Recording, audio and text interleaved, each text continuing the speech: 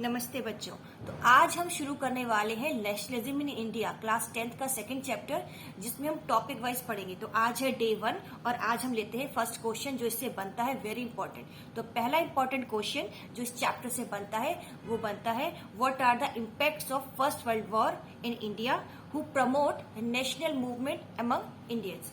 यानी इसका हिंदी मतलब समझो कि फर्स्ट वर्ल्ड वॉर के ऐसे क्या प्रभाव थे जिससे भारतीयों में जोश भर गया, राष्ट्रवाद की भावना भर गई या देश प्रेम की भावना भर गई। ठीक है, ये क्वेश्चन पहला है जो बनता है आपके एग्जाम में आ सकता है। ठीक है, इस चैप्टर से। ठीक है, दिस चैप्टर। ठीक है, पहला एक पॉइंट है ना, द फर्स्ट वर्ल्ड वॉर। तो इसी का पहला क्वेश्चन आज हम डिस्कस करने वाले हैं। तो क्वेश्चन क्या है?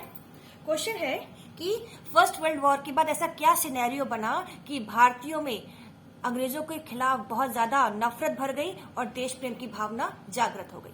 चलिए शुरू करते हैं। हम केवल समझेंगे नहीं, हम अभी अभी इसको याद भी करेंगे। ठीक है, जब कभी भी लड़ाई होती है, घर में भी होती है, तो घर का माहौल थोड़ा गर्म हो जाता है। वैसे ये तो विश्व युद्ध था।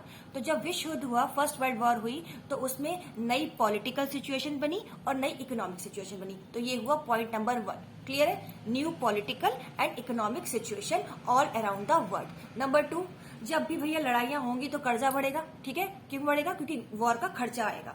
तो ब्रिटेन में वॉर का खर्चा इतना ज्यादा आ गया कि ब्रिटेन को लोन लेना पड़ा, और जिसको उसने नाम दिया वॉर लोन्स का, लड़ाई के लिए लोन का। ठीक है, अब उस लोन को चुकाने के लिए उसने क्या करा? कस्टम टैक्स बढ़ा दिए, और उससे पहले कोई भी अपनी इनकम पे टैक्स नहीं देता था। फर्स्ट वर्ल्ड वॉर के बाद ब्रिटिशर्स ने क्या करा? लोगों की इनकम पे टैक्स लगाना शुरू कर दिया। तो हम यहाँ वर्ड यूज करेंगे इनकम टैक्स। नया नया इंट्रोड्यूस कर दिया अंग्रेजी गवर्नमेंट ने। अब जब लड़ाई हो रही थी तो कई लोग मारे जा रहे थे, आर्मी खत्म हो रही थी, तो जबरदस्ती इंडियंस को जबरदस्ती उठाकर रिक्रूटमेंट करने लगे आर्मी में। फोर्स रिक्रूटमेंट इसको नाम दिया गया। फॉर एग्जाम्पल ऐसा समझो कि किसी गांव का बच्चा घर से बाहर निकला है दही लेने या दाल लेने, दूध लेने, और अंग्रेजों की गाड़ी आई और उसको उठाया, पकड़ के बैठाया, चल भाई तिलक लगा रहे तेरा, तू अब जाएगा लड़ाई लड़ने। जबरदस्ती उठा के उनको ब्रिटिश आर्मी में भर्ती किया जाने लगा, जिससे इंडिया से बहुत ज्यादा गुस्सा भर गया कि भाई मेरा बच्चा घर से गया था, इसे उठा के ले गए। ठीक है ना? तो इससे वाइड स्प्रेड एंगर, इसके लिए आगे आप लाइन यूज करोगे wide spread anger among Indians. अब ये सब तो चल ही रहा था, उसके अलावा क्या हुआ? क्या कहते हैं ना, सर मुड़ाते ओले पड़े, ऐसा एक हिंदी का मुहावरा है। वैसे ही उस समय इंडिया की जो क्रॉप थी पूरी तरीके से बर्बाद हो गई, फेल हो गई। तो आप वर्ड यूज करोगे क्रॉप फेलियर। क्लियर है इतनी बात? भैया इतना सब चल रहा था, उसके बाद भी कुछ हुआ, पता है क्या? उस समय इन्फ्लुएंजा नाम की एक महामारी फैल गई, जिससे कई लोग मर गए। ये सारे फैक्टर्स ऐसे इकट्ठे हो गए जिसने क्या करा?